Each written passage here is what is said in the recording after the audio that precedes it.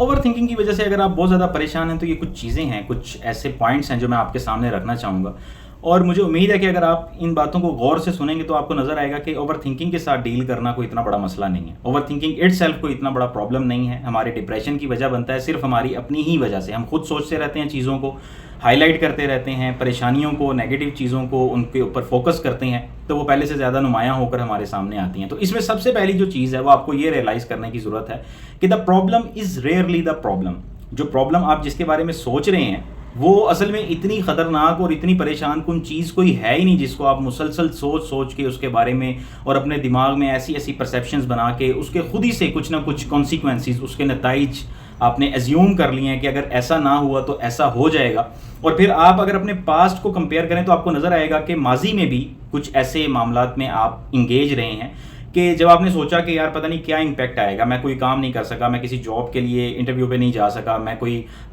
کسی جگہ پر اپلائی نہیں کر سکا، یا کوئی اپرچونٹی تھی میں اس کو مس کر گیا، تو اس کا امپیکٹ آپ کی زندگی میں جو آیا ہوگا وہ اتنا خطرناک نہیں ہوگا جتنا آپ نے اس وقت میں سوچا تھا. تو یہ سب کچھ، یہ جتنا ڈیمیج ہے، جتنا نقصان ہے، یہ سارا کچھ آپ کے دماغ کی میراث ہے، آپ نے خود سے بنایا ہوا ہے. اگر حقیقی طور پر آپ ان مسائل کا سامنا کریں جو آپ نے کبھی سوچے تھے تو آپ کو نظر آئے گا کہ آپ بڑے آرام سے پاس تھرو کر جاتے ہیں. اور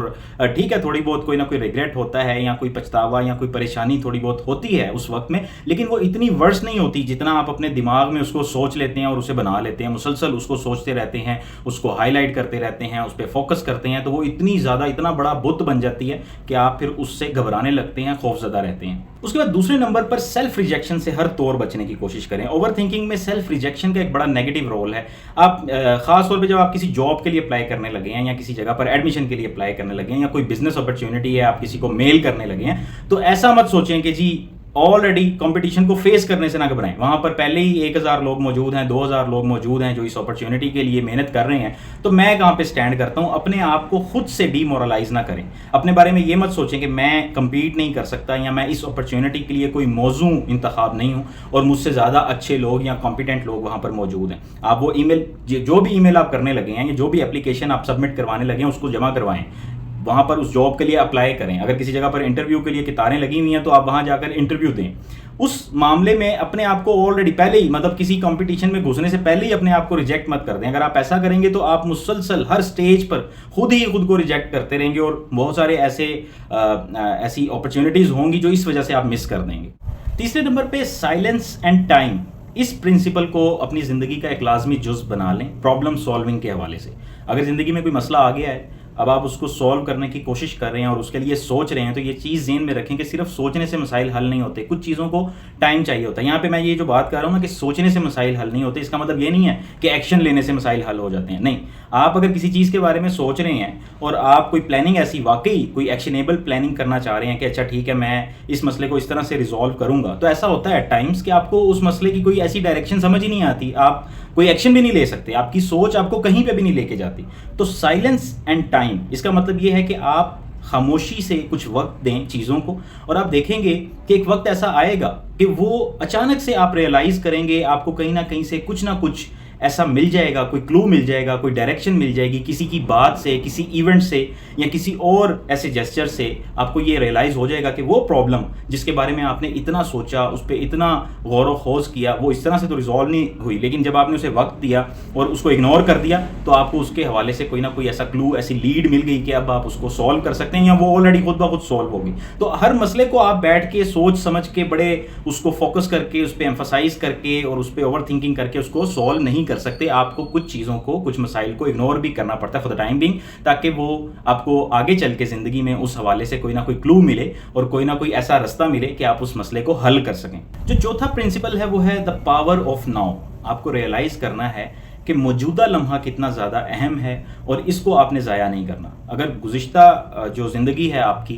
اس میں کچھ ایسے غلط فیصلے ہو گئے ہیں یا کچھ ایسے فیصلے ہو گئے ہیں جن کے نتائج من چاہے نہیں ہیں، اور آج کے وقت میں، آج کی زندگی میں آپ کو نظر آ رہا ہے کہ یہ ایک غلطی تھی جس کا نتیجہ غلط نکلا ہے، میں ایسا نہیں چاہتا تھا، یا پھر آنے والے وقت کے حوالے سے آپ کے ذہن میں کوئی خواہش ہے، اس کو لے کر آپ مسلسل اس کے بارے میں سوچے چلے جا رہے ہیں، اور وہی اگین ویسے ہی آپ کسی پرابلم کو سولو کرنے کے لیے سارا کا سارا ٹائم اس کے اوپر لگا رہے ہیں. ایک مسئلہ ہے آپ کو نظر آ رہا ہے آنے والی زندگی میں، اور اس کے لیے آپ وہ جو ابھی مسئلہ آپ کی زندگی زندگی میں آیا بھی نہیں ہے، آپ اس کو اتنا زیادہ اس کے بارے میں سوچ رہے ہیں کہ اس وقت اس انسٹنٹ کو آپ اگنور کر رہے ہیں. آپ کی زندگی میں جو موجودہ لمحہ ہے اس میں کیا سکون ہے، اس میں کیا اچیومنٹ ہے، اس میں کن چیزوں کو آپ انجوائے کر سکتے ہیں، اس میں آپ کے پاس کیا کیا چیزیں آپ نے حاصل کر لی ہیں، ان کو، اس انٹرٹینمنٹ کو آپ انجوائے کر سکتے ہیں، اس سب کو آپ اگنور کر رہے ہوتے ہیں. جب آپ پاور آف ناؤ کو اگنور کرتے ہیں تو اپنے موجودہ زندگی میں جو آپ کا ابھی کا لمحہ موجود جو ہے اس میں کوشش کریں فلفلمنٹ ڈھونڈنے کی. اس میں دیکھیں کہ آپ کے پاس کیا کچھ ہے، آپ نے ابھی تک جتنا سفر کیا ہے اس میں کتنی چیزوں کا حصول ممکن بنایا ہے اپنی کوششوں سے،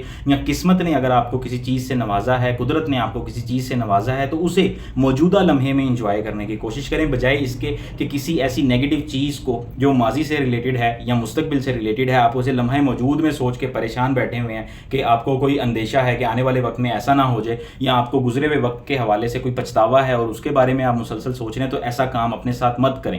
اور اس سب کے بعد جو سب سے سنہری اصول ہے اوور تھنکنگ سے بچنے کا اور اس کو اوائڈ کرنے کا، وہ یہ ہے کہ ایکسیپٹنس از دا پیس. الٹیمیٹ پیس ایکسیپٹنس میں ہے.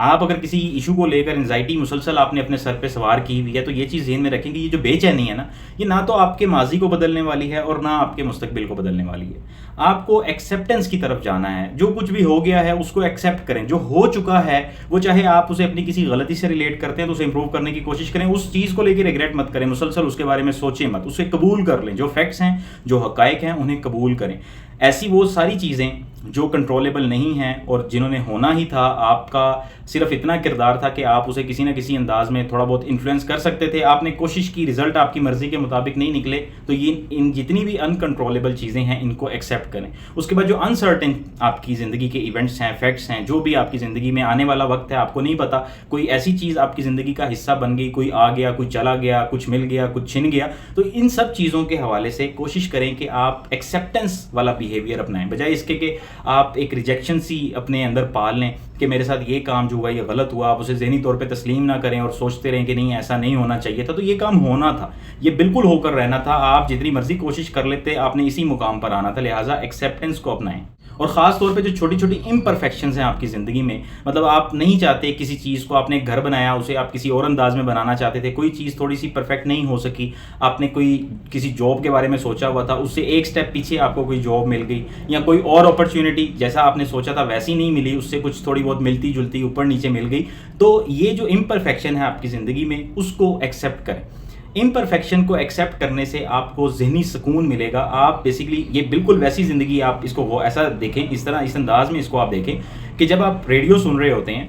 تو آپ کے پاس چوائس نہیں ہوتی. آپ اگر رات کے کسی لمحے میں بیٹھے ہوئے ہیں اور ریڈیو کے اوپر کوئی گانا آ رہا ہے تو آپ اپنی مرضی سے وہ گانا نہیں چلا رہے ہوتے، لیکن آپ خود کو اپنی فریکوینسی کو اس کے ساتھ میچ کرنے کی کوشش کرتے ہیں. اور ایک وقت ایسا آتا ہے کہ آپ ایک بالکل انفیملیئر سا کوئی ایسا گانا آپ کے سامنے آ جاتا ہے جو آپ نے پہلے سنا نہیں ہوتا، یا شاید آپ کے موڈ پہ آپ کی جو ایک پلے لسٹ ہوتی ہے موبائل میں اس کے ساتھ اس کا کوئی ریلیشن نہیں ہوتا، لیکن آپ پھر بھی اس کو انجوائے کرنے لگ جاتے ہیں. تو یہ ماڈولیشن ہوتی ہے فریکوینسی کی. آپ اپنی وائب کو میچ کرتے ہیں اس کے ساتھ، آپ کوشش کرتے ہیں ایڈجسٹ ہونے کی. اسی طرح امپرفیکشن جو ہے آپ کی زندگی میں، کوئی ایسی چیز آ گئی ہے یا کوئی ایسی چیز جس کے بارے میں آپ نے نہیں سوچا تھا، آپ کو پسند نہیں تھی، وہ ہو گئی ہے، تو اس کے ساتھ خود کو ایڈجسٹ کرنے کی کوشش کریں، اسے ریئلٹی کے طور پر تسلیم کریں، ایکسیپٹ کریں، اور پھر دیکھیں. اس کے بارے میں صرف سوچتے مت رہیں بلکہ اپنے آپ کو اس کے حساب سے ایڈجسٹ کرنے کی کوشش کریں. تو یقیناً یہ سارے پرنسپلز کو اپنا کر اگر آپ کوشش کریں تو اوور تھنکنگ سے آپ بڑے آرام سے بچ سکتے ہیں.